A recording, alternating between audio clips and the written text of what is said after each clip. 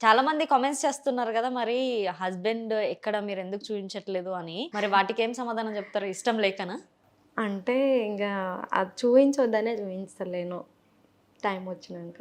Time వచ్చినాక చూయిస్తారైతే. Okay. చదువుకున్నారా మరి? లేదండి. ఎంత దాకా? అసలే లేదు. అసలు చదువుకోలేదు.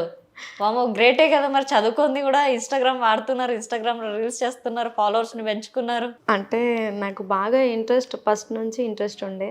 సో, దానివల్ల చేసుకుంటా వచ్చిన ఇంత దూరం. అంటే ఎవరు చెప్పిర్రు ఇన్‌స్టాగ్రామ్‌లో ఇట్లా రీల్స్ చేయాలని? ఎవరు చెప్పలేదు. నేనే చేశాను. చేస్తే ఫస్ట్ అన్నయ్య వాళ్ళు "వద్దు అవసరమా ఇవన్నీ? విలేజ్‌లలో ఎట్లా మాట్లాడతారు అది ఇది" అవును. అని చెప్పేసి అన్నారు.